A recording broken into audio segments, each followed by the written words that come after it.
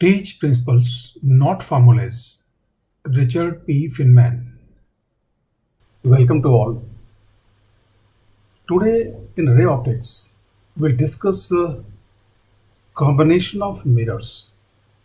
अभी तक हम लोगों ने सिंगल मिरर, प्लेन या स्फेरिकल, उस पर रिफ्लेक्शन में क्या होगा, इमेज कैसे बनेगी, किन किन सिचुएशन में ऑब्जेक्ट की पोजीशन क्या होगी तो इमेज की पोजीशन क्या होगी, इमेज की क्वालिटी क्या होगी, मतलब उसका मैग्नीफिकेशन कैसा होगा, कितना होगा, इन्वर्टेड होगी या इरेक्ट होगी, वर्चुअल होगी या रियल होगी, इन सिचुएशन स्टडी किया।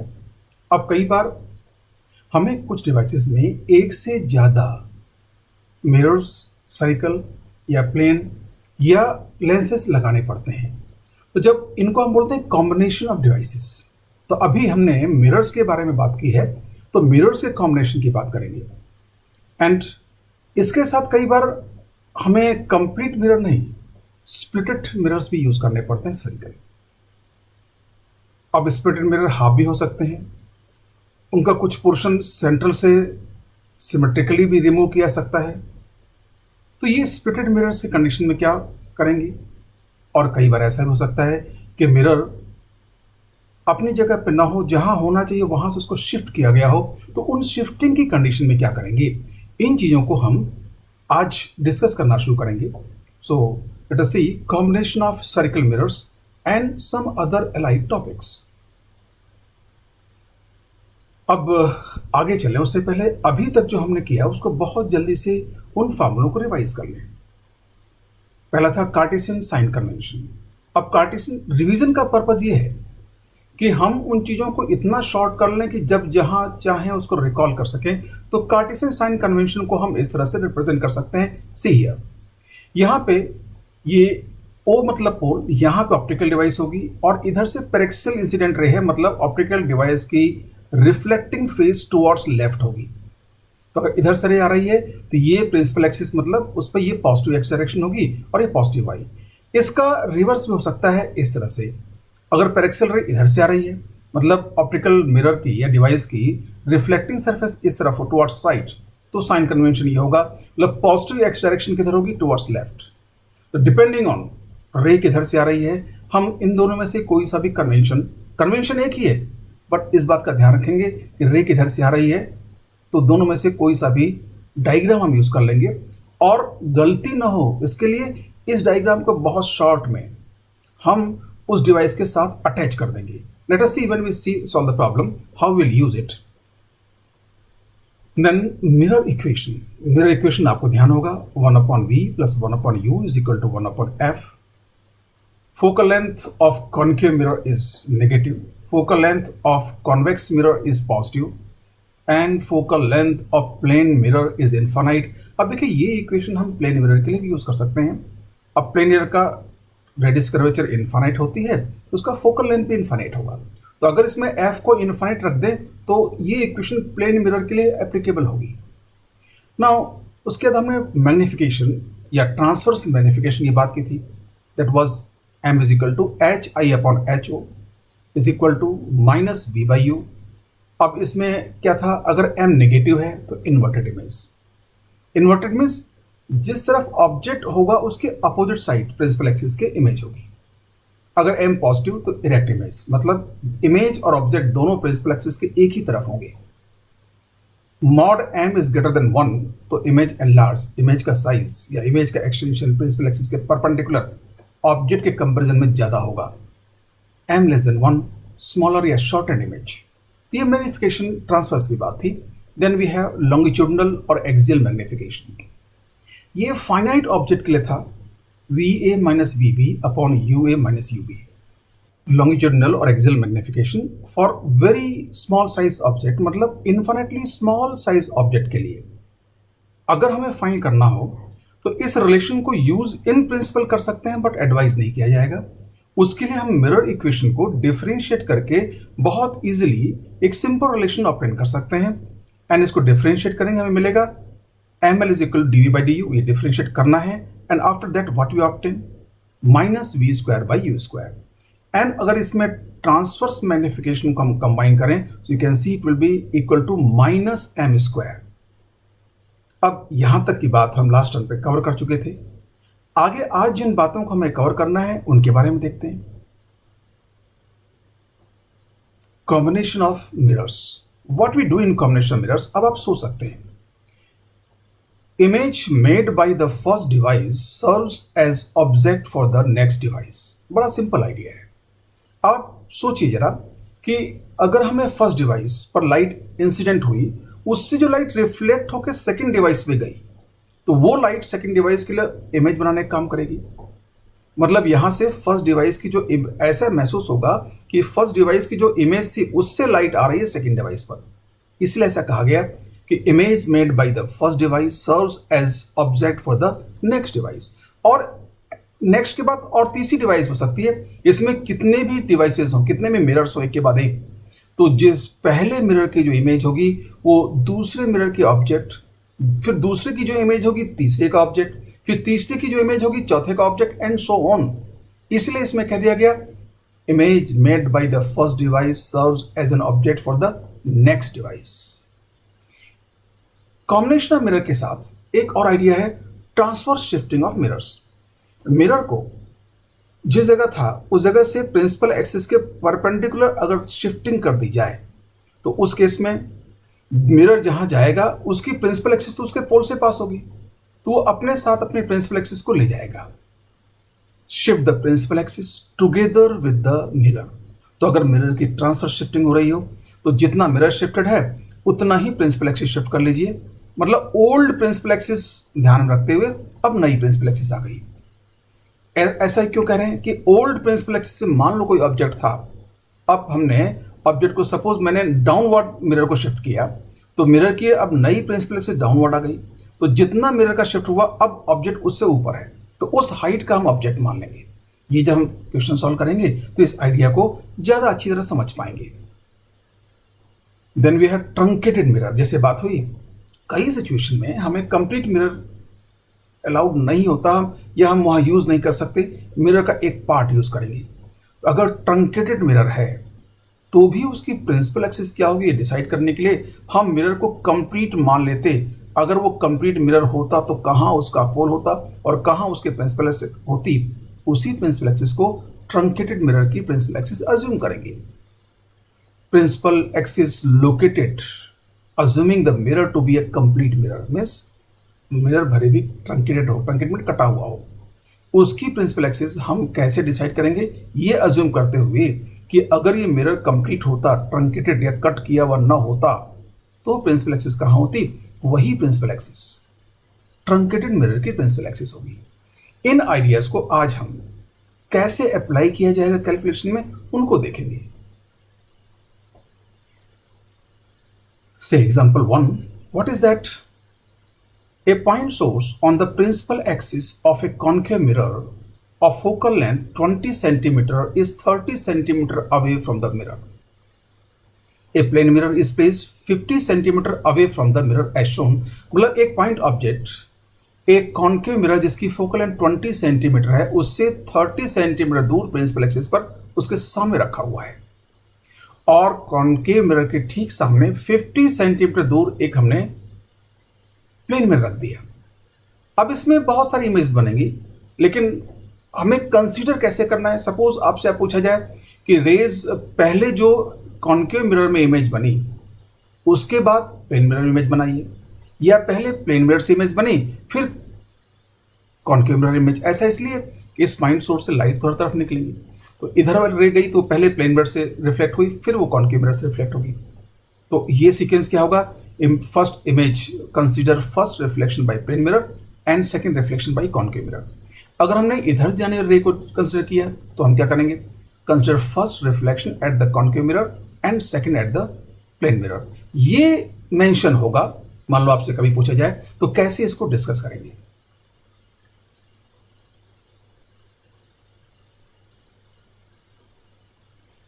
Example 1, a point source on the principal axis of a concave mirror of focal length 20 cm is 30 cm away from the mirror.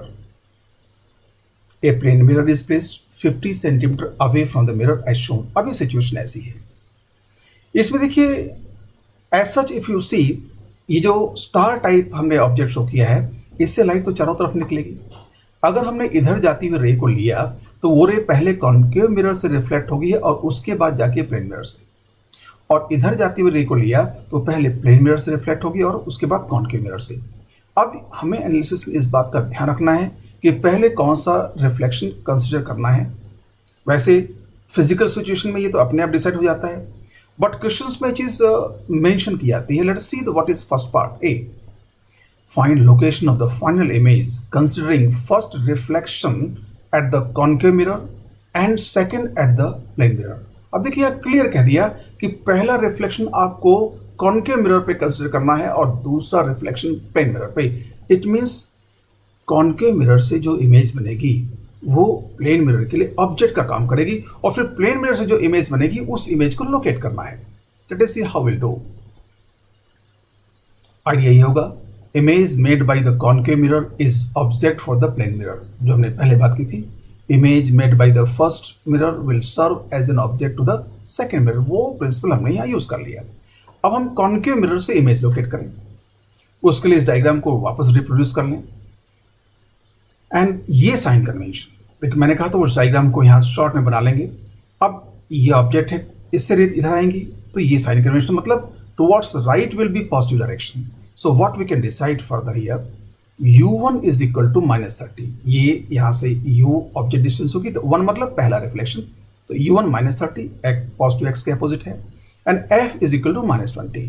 Now put it in mirror equation, 1/v plus 1/u is equal to 1/f. So what we get? 1/v1 plus 1/-30 is equal to 1/20 -20. Why we can v1? क्योंकि ये पहली reflection, इसलिए subscript 1 लगा दिया। अब यहाँ से इसको सॉल्व करना एल्जेब्रिकली कोई मुश्किल नहीं है। If we solve what we get, v1 is equal to -60 centimetre. मतलब जो कॉन्केव मिरर से इमेज बनी वो 60 सेंटीमीटर माइनस, मतलब कॉन्केव मिरर के सामने, इस प्लेन मिरर के पीछे बनेगी। अब प्लेन मिरर उन रेस को रोक लेगा, लेकिन अब अभी रे ट्रेसिंग हम थोड़ी देर बाद डिस्कस करेंगे। जैसे मैंने पिछली क्लास में कहा था कि क्वेश्चन सॉल्व करने पर रे ट्रेसिंग जरूर करें, तो आज हम पॉसिबल वे में जहां पॉसिबल होगा क्वेश्चन सॉल्व करने पर रे ट्रेसिंग यूज करेंगे। और उससे अगर कोई ऐसा आइडिया निकलता है कि रे ट्रेसिंग से सिंपलिसिटी मिलती है तो आगे हम रे ट्रेसिंग को पहले करने लग जाएंगे। सी ये I1 मतलब पहले रिफ्लेक्शन जो इमेज बनी यहां बनेगी, अभी रे नहीं दिखा रहे हैं तो V1 mod 60 दिखा दिया, क्योंकि यहां ज्योमेट्री में डिस्टेंस को -60 न दिखा के वो माइनस साइन हम इसके हिसाब से यूज कर लेंगे, यहां बना। तो अब आप सोच सकते हैं कि प्लेन मिरर से ये I1 जो है ये प्लेन मिरर के लिए ऑब्जेक्ट का काम करेगी। तो ये जो इमेज I1 है ये प्लेन मिरर्स के लिए ऑब्जेक्ट काम करेगी। इससे अब कहाँ अगली इमेज बनेगी उसके लिए ऑब्जेक्ट डिस्टेंस डिसाइड करनी हो तो व्हाट वी डू, पहले तो साइन कन्वेंशन। अब प्लेन मिरर पर रे टुवर्ड्स लेफ्ट जा रही है, मतलब राइट से लेफ्ट की ओर आ रही है, तो साइन कन्वेंशन ये हो गया। तो ये जो डिस्टेंस होगी ये u2 होगा। u2 कैसे डिसाइड होगा, अब ये 60 था, 60 में से 50 माइनस हुआ तो कितना बचा 10, u2 10। अब u2 का साइन क्या होगा, क्योंकि प्लेन मिरर से मेजर करना है और पॉजिटिव डायरेक्शन में, तो u2 + 10 होगा। And f infinity plane mirror है, इसका फोकल लेंथ इनफाइनाइट कंसिडर करेंगे। अब इसको मिरर इक्वेशन रखें, 1/v + 1/u is equal to 1/f। तो v की जगह v2 रख देंगे और u2 की जगह +10 रख देंगे।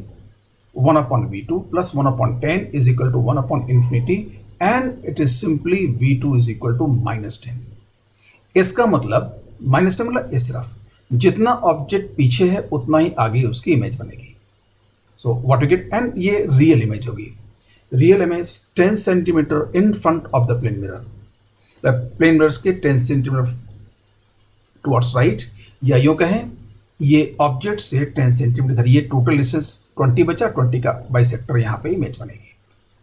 So that was idea how you can use image made by the first device will serve as an object for the second device। ये बेसिक आइडिया है जो कॉम्बिनेशन ऑफ मिरर्स या कॉम्बिनेशन ऑफ ऑप्टिकल डिवाइसेस में use होगा। अब इसमें एक condition और भी हो सकती थी कि अगर पहले प्लेन मिरर पे रिफ्लेक्शन कंसिडर किया गया होता और सेकंड कॉन्केव मिरर पे तो इमेज कहाँ बनती, एंड ये हम बी पार्ट में डिस्कस करेंगे। और बी पार्ट में इसको डिस्कस करने से पहले एक बार से बात हुई थी कि रे ट्रेसिंग के बारे में देख लें। तो फर्स्ट कंडीशन में रे ट्रेसिंग क्या होगी, ये यहां से रे गई और ये I1 बनी। ये रे ट्रेसिंग हमने कैलकुलेट करके I1 के डिस्टेंस -60 निकाल लिया और वो उसके लिए यहां से एक रे गया और ये यहां लिया और ये V1 60 शो कर दिया। अब प्लेन मिरर हम इंट्रोड्यूस करेंगे 50। तो प्लेन मिरर इंट्रोड्यूस करने पर ये रे जो एक्चुअली यहां जाती है अब यहां नहीं जाएंगी, इनका नेक्स्ट आगे का एक्सटेंशन यहां जाएगा। तो ये शो करता है कि I1 जो है इस प्लेन मिरर के लिए वर्चुअल ऑब्जेक्ट का काम कर रहा है। अब ये रे यहां से रिफ्लेक्ट हो जाएगी and how it will reflected, ये रे का एक्सटेंशन शो किया और रिफ्लेक्शन ऐसे होगा इस तरह से। तो ये ठीक सामने यहां भी वो प्रिंसिपल काम करेगा कि इमेज ऑब्जेक्ट दोनों प्लेन मिरर से इक्वी डिस्टेंट होते हैं प्लेन मिरर के केस में। तो प्लेन मिरर के केस में रे ट्रेसिंग बहुत सिंपल है। तो जहां प्लेन मिरर का आइडिया होगा मैं रिकमेंड करूंगा कि आप mirror equation F is equal to infinity रख के भी काम कर सकते हैं और रे ट्रेसिंग से भी काम कर सकते हैं। Ray tracing will be somewhat more intuitive for plane mirror. Ray tracing keeping in mind that the object and image are equidistant from the mirror is very intuitive. Therefore, in case of plane mirrors, it is advised to prefer use of this idea. तो plane mirror के case में हम इस idea को prefer करेंगे use करने के लिए, बहुत जल्दी काम हो जाएगा। अब बी पार्ट जैसा बात हुई थी, find location of the final image considering first reflection at the plane mirror and second at the concave mirror. तो इस केस में क्या होगा, तो जो प्लेन मिरर से इमेज बनेगी इस पहले वाले ऑब्जेक्ट की, वो इमेज कॉन्केव मिरर के लिए ऑब्जेक्ट का काम करेगी। तो प्लेन मिरर से अगर इमेज बनानी है तो ये कितना डिस्टेंस था 20, तो 20 पीछे इमेज बनेगी। इस तरह से रे ट्रेसिंग, जो मैंने कहा था प्लेन मिरर के लिए हम रे ट्रेसिंग यूज कर लें। अब ये डिस्टेंस देख सकते हैं 20, तो ये V1 भी 20 होगा। साइन कन्वेंशन यहाँ अब कैलकुलेट यूज करने की जरूरत नहीं, क्योंकि हमने रिजल्ट फाइंड कर लिया कि रिजल्ट कैलकुलेट करना होता V1 +20 होगा या -20 होगा, तो साइन कन्वेंशन लगाने की जरूरत होती। अब सीधे हम देख लिए I1 will serve as object for the concave mirror. अब कॉन्केव मिरर को तो एक्चुअली I1 से लाइट आती है महसूस होंगी, तो इस कॉन्केव मिरर के लिए I1 will serve as a real object.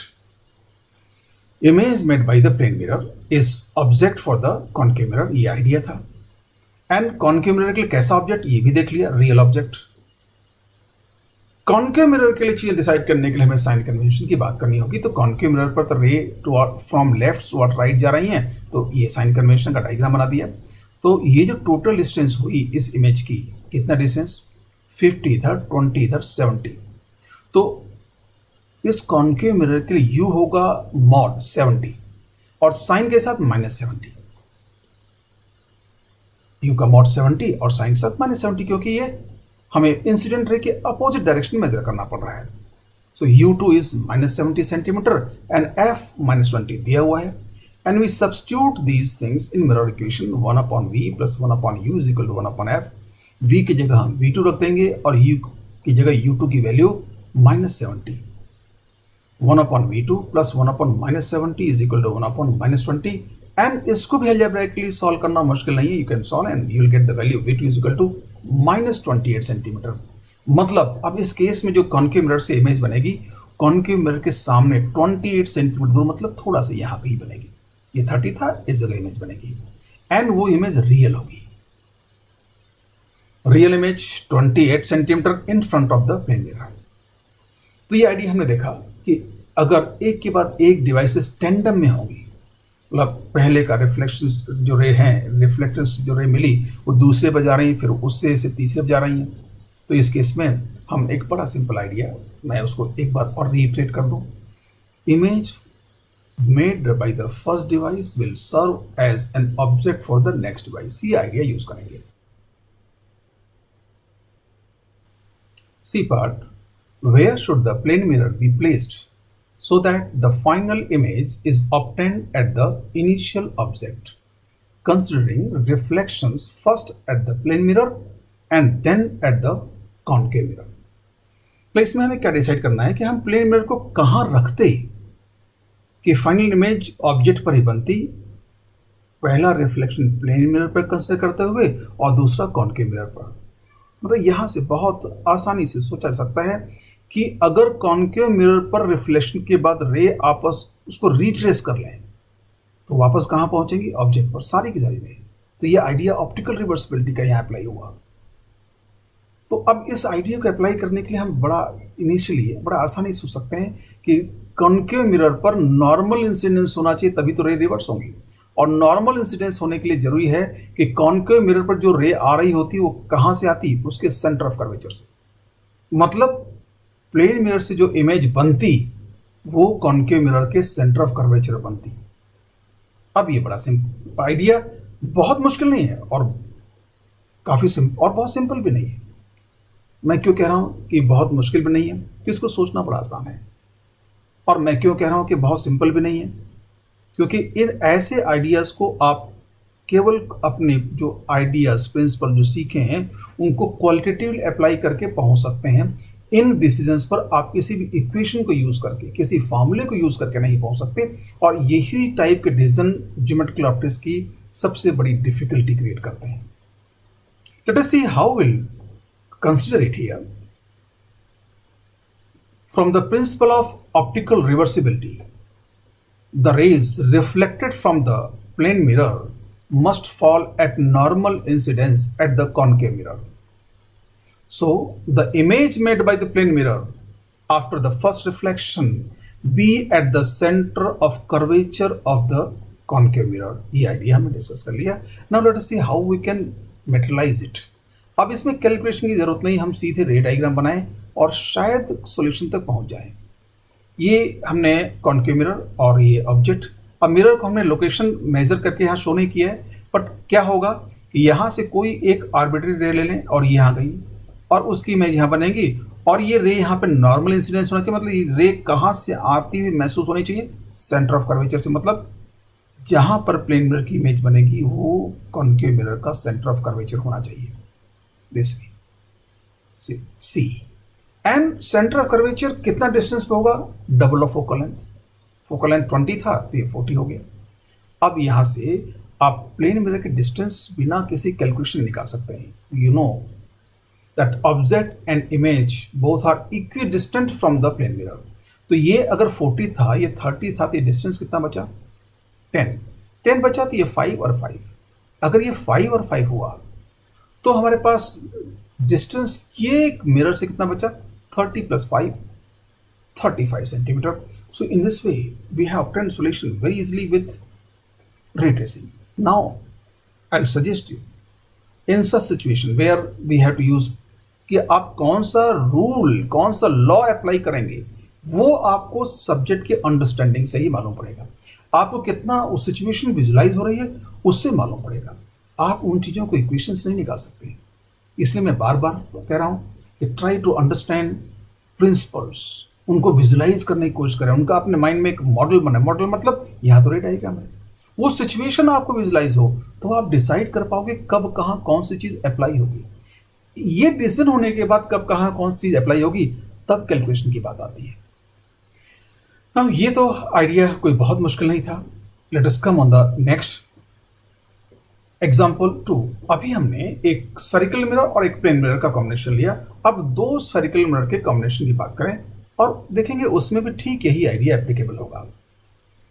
On the principal axis of a concave mirror of focal length 20 centimetre, a point source is placed 30 centimetre away from the mirror. A convex mirror of focal length 20 centimetre is placed 50 centimetre away from the concave mirror as shown. अब देखिए दोनों ही mirror की focal length हमने 20 centimetre लिया। ये अलग अलग भी हो सकती हैं, ऐसा नहीं कोइंसिडेंस के 20-20 नहीं लिया, बट कैलकुलेशंस इजी हो। अभी मेरा पर्पज़ ये है कि आपको क्वेश्चंस में क्या डिसीजन लेने हैं उसकी तरफ ध्यान दें। डाटा हम ऐसे चूज करेंगे कि कैलकुलेशन सिंपल हो, हम मैथमेटिकल कैलकुलेशन में ज़्यादा ना उलझें, क्या कैलकुलेट करना है उस डिसीजन में उलझें, उनको सीखें। Find the location of the final image considering reflection first at the concave mirror and second at the convex mirror, and ये डायग्राम दिया हुआ सिचुएशन का, और पार्ट ए हमें सॉल्व करना है, फाइनल इमेज पता करनी है। पहला रिफ्लेक्शन कहाँ पे, कॉन्केव मिरर पे, और दूसरा कहाँ पे, कॉन्वेक्स मिरर पे। अब ये कॉन्केव मिरर, ये कॉन्वेक्स मिरर, दोनों की फोकल लेंथ 20-20, साइन कन्वेंशन की बात नहीं कर रहा हूँ, साइन कन्वेंशन की बात करते इसकी फोकल लेंथ होती है -20, इसकी +20। दोनों मिरर्स के पोल के बीच की डिस्टेंस 50, मतलब इसको कहेंगे दोनों मिरर्स के बीच की distance 50। Any object, point object star type is placed 30 centimetre away from the concave mirror.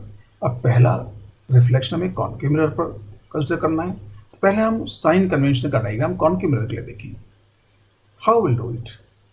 Image made bye concave mirror is object for the convex mirror. ये तो हमारा प्रिंसिपल था। इस डायग्राम को वापस ड्रॉ कर लें कि उस डायग्राम को हम ना डिस्ट्रॉय करें। अब साइन कन्वेंशन के बारे में सोचेंगे तो इस तरह से, क्यों? कॉन्केव मिरर पर rays are coming from left and they are going towards right, तो राइटवर्ड पॉजिटिव डायरेक्शन हो गई। तो इसके लिए जो ये ऑब्जेक्ट डिस्टेंस u1 होगा, it will be -30, u1 is equal to -30 and f is -20, you know. And इन वैल्यूज को हम मिरर इक्वेशन में रख दें, 1/v plus 1/u is equal 1/f। v की जगह v1 और u की जगह u1 की value -30, 1/v1 plus 1/-30 is equal to 1/-20। And इसको सॉल्व करके आप v1 फाइंड कर सकते हैं, v1 विल बी -60 सेंटीमीटर। ये पुराने क्वेश्चन की कैलकुलेशन रिपीट हुई है, डाटा वही रखें। अब v1 -60 में इससे जो इमेज बनती यहाँ इस कॉन्वेक्स मिरर के भी पीछे बनती, मतलब कॉन्वेक्स मिरर ने उन रेज को रोक लिया। तो आप बिल्कुल सोच सकते हैं कि ये जो इमेज कॉन्केव मिरर से बनती वो कॉन्वेक्स मिरर के रियल ऑब्जेक्ट का काम करती या वर्चुअल ऑब्जेक्ट का।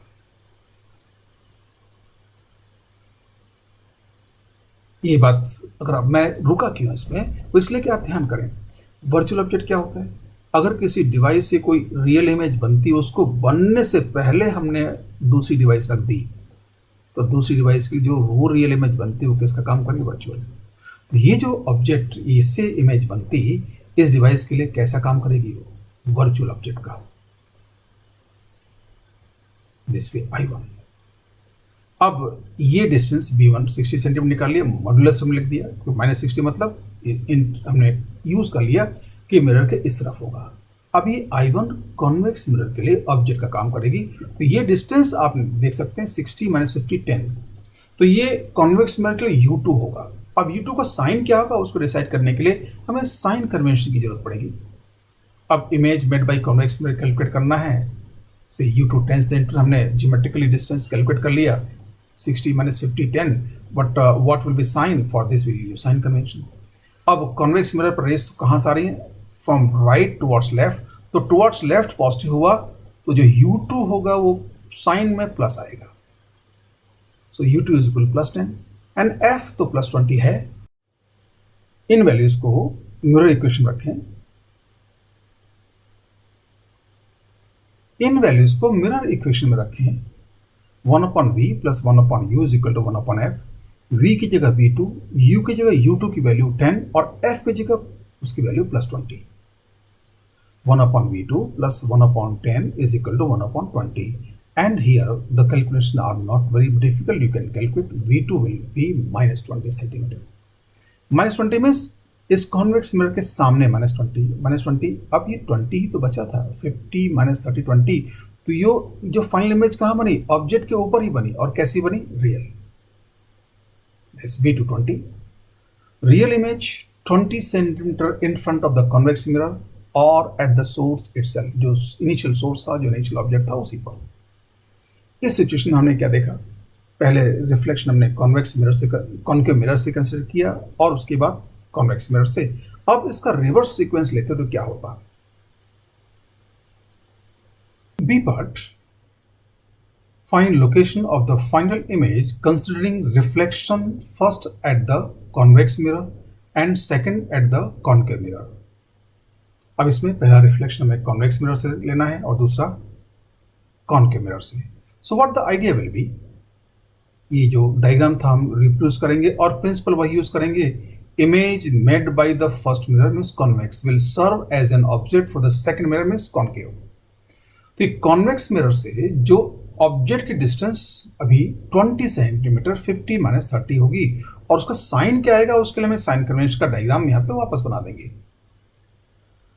Image made by the convex mirror, इसको कैलकुलेट करने के लिए दिस 20 सेंटीमीटर हमने डिस्टेंस कैलकुलेट किया, डिस्टेंस ज्योमेट्रिकल है इसलिए साइन ही लगाया, ये साइन कन्वेंशन, और साइन कन्वेंशन शो करता है कि ये u1 माइनस 20 होगा, एंड f तो 20 प्लस था ही। अब इसको हम मिरर इक्वेशन रखें, 1/v plus 1/u is equal to 1/f, v की जगह v1 और u की जगह u1 की value -20, 1/v1 plus 1/-20 is equal to 1/20।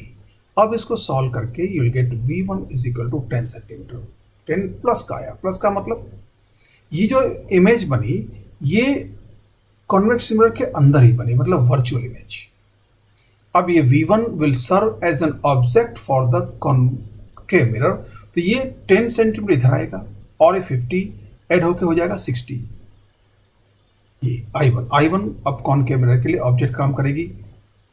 C image made by the convex mirror is object for the concave mirror.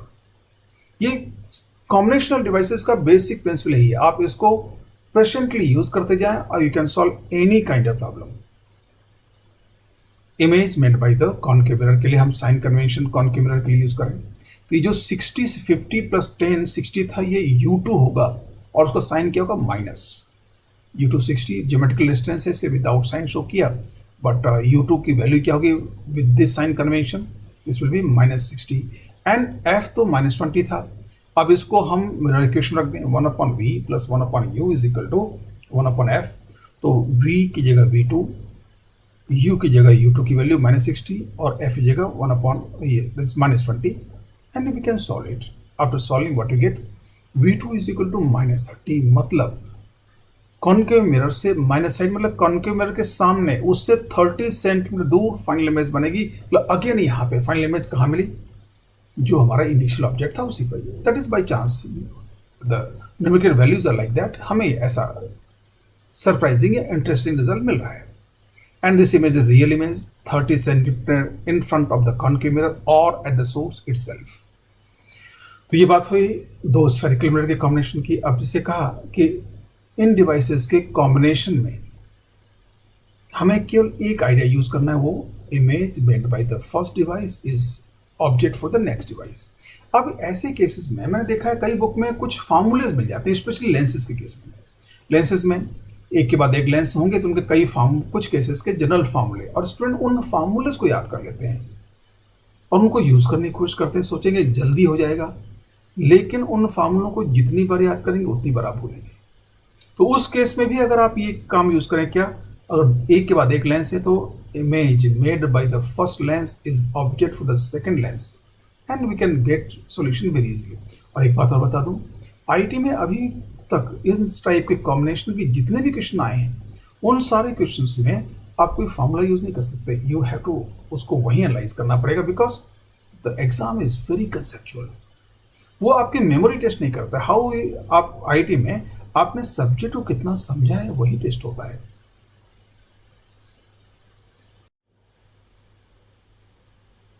Transverse shifting of mirrors, जैसा हमने initially बात की थी, अगर मिरर्स की ट्रांसवर्स शिफ्टिंग करेंगे मतलब प्रिंसिपल एक्सिस के परपेंडिकुलर मिरर को इधर से उधर ले जाएं तो मिरर के साथ उसकी प्रिंसिपल एक्सिस शिफ्ट हो जाएगी। अब इस आइडिया को हम सिचुएशंस में कैसे जरूरत पड़ेगी और कैसे इंप्लीमेंट करेंगे, लेट अस सी। आइडिया लिखा हुआ है, shift the principal axis together with the mirror. Example third, a point source is placed on the principal axis 15 centimeter in front of a concave mirror of focal length 20 centimeter. The mirror is now shifted 1 centimeter downwards. Find shift in the position of the image, and this is situation. मतलब ये concave mirror की उसकी principal axis पर 15 centimetre away हमने एक object रखा हुआ है, फिर उसकी जो इमेज बनी वो सोची जा सकती है। अब इस मिरर को हमने 1 सेंटीमीटर डाउनवर्ड शिफ्ट किया तो इमेज कितनी शिफ्ट हो जाएगी ये पता करना है, तो हमें पहली कंडीशन की इमेज और दूसरी कंडीशन की इमेज दोनों कैलकुलेट करनी है और उनके बीच का डिस्प्लेसमेंट देखना है। अब एक चीज़ और भी है, देखो हम मिरर को ऐसे ट्रांसफर शिफ्ट कर रहे हैं तो इस इमेज की यू में चेंज नहीं हो रहा है, यू वही है, means distance of object along the principal axis, मतलब प्रिंसिपल एक्सिस के पैरेलल डिस्टेंस या मिरर से डिस्टेंस वो चेंज नहीं हो रही है, तो इमेज डिस्टेंस भी चेंज नहीं होगी। हाँ, इमेज प्रिंसिपल एक्सिस के ट्रांसवर्स डायरेक्शन में इधर उधर शिफ्ट होगी, वो कैलकुलेट करना होगा। What we do, image a made by the mirror वो तो निकाल लें पहले, क्योंकि वो चीज़ तो चेंज होने वाली नहीं है। ओल्ड पी ए, अब एक्चुअली यहाँ पे मिरर को हमने शिफ्टेड शो कर दिया, बट इसको शिफ्टेड नहीं मानना है वो, क्योंकि अगली कंडीशन में मिरर को शिफ्टेड हमें कंसिडर करना है, इस डायग्राम ऐसा बना दिया। तो ये U1 -15 होगा। क्यों -15? ये साइन कन्वेंशन, क्योंकि रे इधर से आएंगी तो रे के अपोजिट जाना पड़ रहा है। So U1 is -15 and F is equal to -20। Let's put in the mirror equation 1/V plus 1/U is equal to 1/F। So 1/V plus 1/-15 is equal to 1/-20। इसको सॉल्व करके V इज इक्वल टू आता है +60, मतलब mirror के अंदर virtual image. Virtual image का मतलब बड़ा साफ है, और ये आपको रे डायग्राम अगर ध्यान करें तो याद आएगा कि अगर कोई ऑब्जेक्ट कॉन्केव मिरर के पोल और फोकस के बीच में था तो उसकी इमेज कॉन्केव मिरर के अंदर बनती थी। तो ये अंदर मतलब +60 आया, +60 का मतलब यही है। तो अब मिरर की ट्रांसफर शिफ्टिंग से इस V की वैल्यू चेंज नहीं होगी, तो ना तो U चेंज होगा ना V चेंज होगा, बस इमेज प्रिंसिपल एक्सिस के परपेंडिकुलर इधर उधर शिफ्ट होगी। अब शिफ्टेड कंडीशन में न्यू प्रिंसिपल एक्सिस ये है। यहां से आप तुरंत सोच सकते हैं कि अगर मैं यहां से एक ऐसा एरो अज्यूम कर लूं तो इस ऑब्जेक्ट को मैं इस हाइट शिफ्ट के बराबर की हाइट का ऑब्जेक्ट मान सकता हूं। अब शिफ्ट के बराबर की हाइट का ऑब्जेक्ट मान लिया तो इमेज डिस्टेंस वही है, तो यहाँ पे जो इमेज जो बनेगी आपको मतलब वर्चुअल, इरेक्ट और एनलार्ज बनती है, तो ये मैग्निफिकेशन टाइम्स इतना कुछ ऊपर बनेगी। आप मान लो ये अगर मैं कहता 60 था तो इनिशियल इमेज यहाँ बन रही थी, अब फाइनल इमेज एनलार्ज यहाँ जाके बनेगी, तो ये शिफ्ट कैलकुलेट किया जा सकता है, और उसके लिए हम मैग्निफिकेशन ट्रांसवर्स वो आइडिया काम मिलेंगे। Shifting of the mirror can be accounted by transverse magnification, assuming object height equal to the shift in the mirror। तो ऑब्जेक्ट HO को 1 सेंटीमीटर, मतलब यहाँ से अगर जैसे हम प्री डायग्राम में एरो अज्यूम करते थे, ये न्यू प्रिंसिपल एक्सिस, मतलब इस प्रिंसिपल एक्सिस को हमें as a principal axis consider करना है। यहाँ से एरो ड्रॉ करना है तो ये ऑब्जेक्ट मिल गया, ऑब्जेक्ट हाइट 1 सेंटीमीटर, U और V चेंज नहीं हुआ तो मैग्निफिकेशन तो यहाँ से हम कैलकुलेट कर लेंगे, तो HO को मैग्निफिकेशन से मल्टीप्लाई कर लेंगे तो नई इमेज की हाइट मतलब नई इमेज की लोकेशन मिल जाएगी। M is equal to HI/HO is equal to -V/U। So HI/HO +1 क्यों? ये प्रिंसिपल एक्सिस के ऊपर की ओर है तो प्लस ले लिया, और V की वैल्यू 60, U की वैल्यू -15, और ये माइनस साइन ऑलरेडी आएगा, ये माइनस माइनस प्लस हो जाएंगे, तो HI कितना हो जाएगा 4 centimetre. You can C very easily. It means अगर इनिशियल इमेज यहाँ बनती इस जगह तो 60 सेंटीमीटर दूर, तो फाइनल दूसरी शिफ्टेड कंडीशन में इमेज 60 सेंटीमीटर पीछे ही बनेगी, लेकिन अब नई प्रिंसिपल एक्सिस से 4 सेंटीमीटर इधर बनेगी। Now let us see how. ए हमने लिया शिफ्टिंग जब नहीं हुई थी तब की इमेज, और बी कौन सी इमेज ली? शिफ्टिंग होने के बाद की इमेज, और शिफ्टिंग होने के बाद की इमेज जो 4 सेंटीमीटर में ट्रांसवर्स मैग्निफिकेशन से निकाला वो अब नई प्रिंसिपल एक्सिस से मेजर किया हुआ है, और ये देख सकते हैं ये 1 सेंटीमीटर है, तो ए भी आपको दिख जाएगा 3 सेंटीमीटर, तो इमेज की पोजीशन में जो शिफ्ट हुआ 3 centimetre. That we can calculate. Shifting in the position of image is equal to A B, ये ए बी शिफ्ट है, ए बी क्या होगा 4 - 1, HI ये है HI, और 1 क्या है HO, that is 3 centimetre upward. मतलब मिरर को हमने किधर शिफ्ट किया? डाउनवर्ड। इमेज किधर शिफ्ट हो गई? Upward. So that was the idea of transfer shifting of mirror. इस ट्रांसफर शिफ्टिंग ऑफ मिरर को हम थोड़ा सा आगे और यूज कर सकते हैं स्प्लिटिंग ऑफ मिरर के साथ, ट्रंकेटेड मिरर के साथ। हम एक ऐसा क्वेश्चन डिस्कस करेंगे इसमें मिरर को ट्रंकेट करके उसको शिफ्ट भी करेंगे, and let us see how the images will change. Truncated mirrors का आइडिया एक बार रिकॉल कर लें। इसमें हमने क्या देखा था कि जो प्रिंसिपल एक्सिस है वो वही की वही रहेगी, मतलब उस मिरर को कंप्लीट मानते हुए जहाँ प्रिंसिपल एक्सिस होती है वो। ऐसा क्यों? You can recall the first lecture of spherical mirror. Principal axis को डिफाइन करते हमने बात किया था, ये सेंटर ऑफ कर्वेचर से पास होने वाली वो लाइन होगी जिसके अबाउट जो मिरर है, चाहे पार्ट हो चाहे कंप्लीट हो, रोटेशनल सिमेट्री हो, मतलब उस मिरर के अबाउट पूरे सिस्टम को रोटेट करें तो हर डायरेक्शन में एक जैसा होना चाहिए। तो उसके लिए तो ये मानना ही पड़ेगा कि अगर मिरर ट्रंकेटेड है तब भी वो कंप्लीट होता अपने सर्कुलर अपर्चर के साथ, तो जो प्रिंसिपल एक्सिस होती वही ट्रंकेटेड मिरर की प्रिंसिपल एक्सिस होगी। Principal axis is located assuming the mirror to be a complete mirror। ये आइडिया, इस आइडिया को हमने समझा। And let us see a question in which we can use this one। Example 4, the mirror in the previous problem is now cut into two equal pieces। The pieces are shifted 1 centimeter each either sides of the principal axis of the complete mirror। Find distance between the images formed by both the parts। अब देखिए calculation simple, अब मुझे आपको calculation नहीं उलझाना, हमें तो physical reason कैसे लेना वो सीखना है। तो कैलकुलेशन वही यूज करने के लिए ने वही प्रॉब्लम का कैलकुलेशन ले लिया।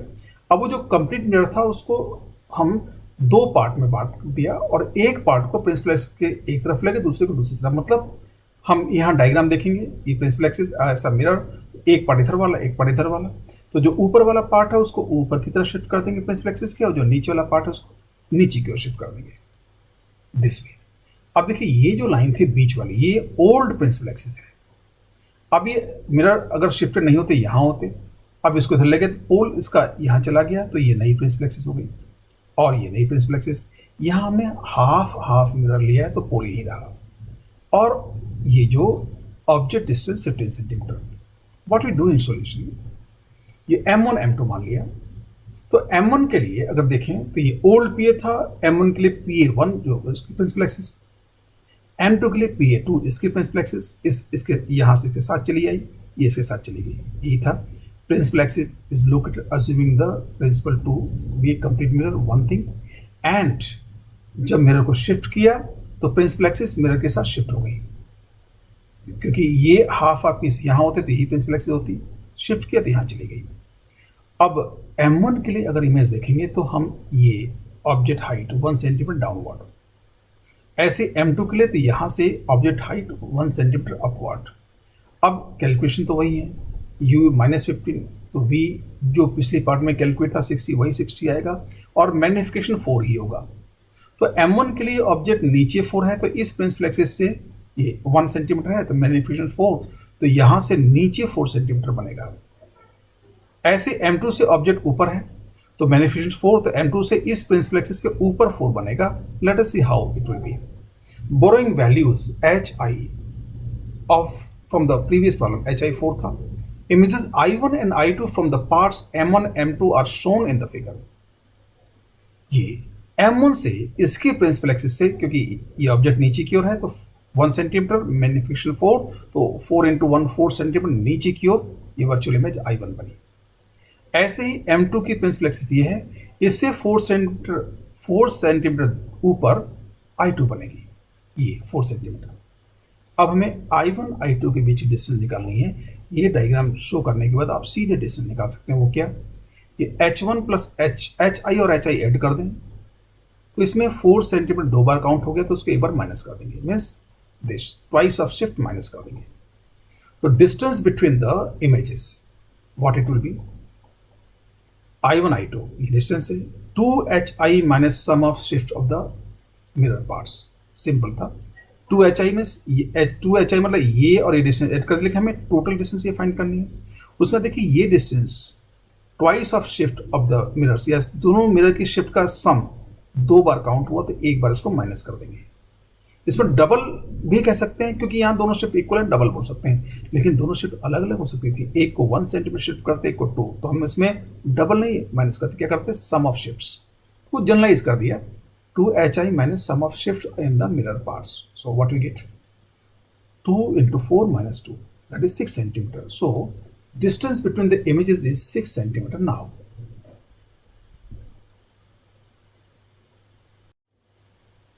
होम असाइनमेंट, आज जो हमने बातें डिस्कस की वो था combination of mirrors, transfer shifting of mirror and truncated mirror. In cases में हम क्या डिसीजन लेंगे, उसको कैसे इंप्लीमेंट करेंगे, उन बातों को सीखा और उन बातों पर बेस्ड आज का होमवर्क डिसाइड कर लें।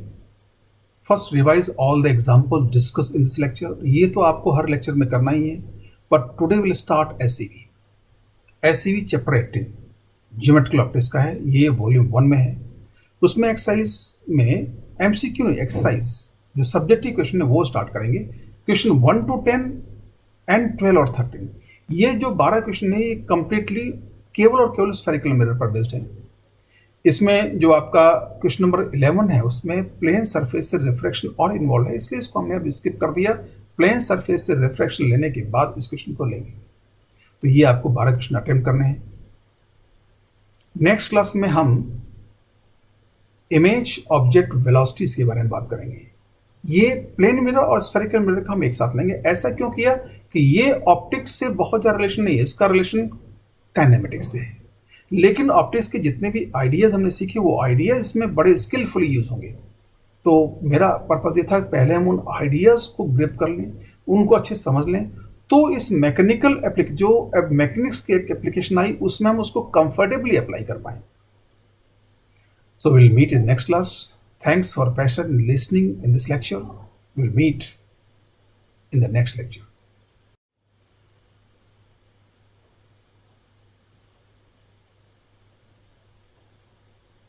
I am never content until I have conceived a model of what I am studying. If I succeed in making one, I understand, otherwise I do not. Sir Lord Kelvin.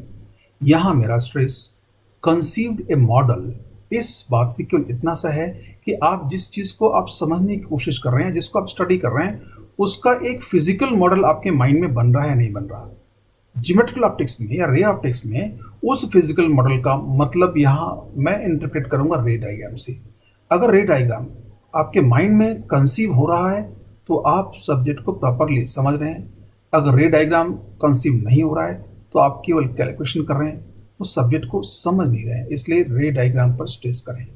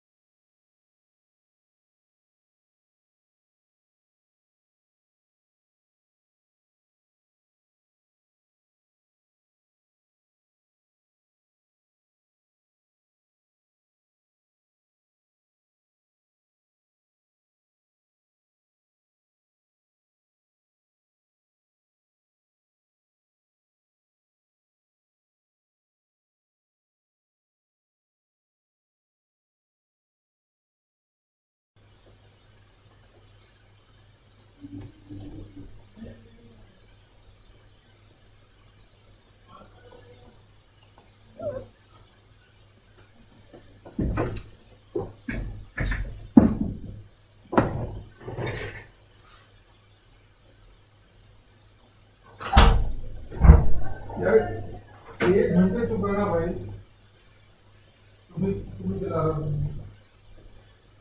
बस 1 घंटे मुझे time दे दो, बस वापस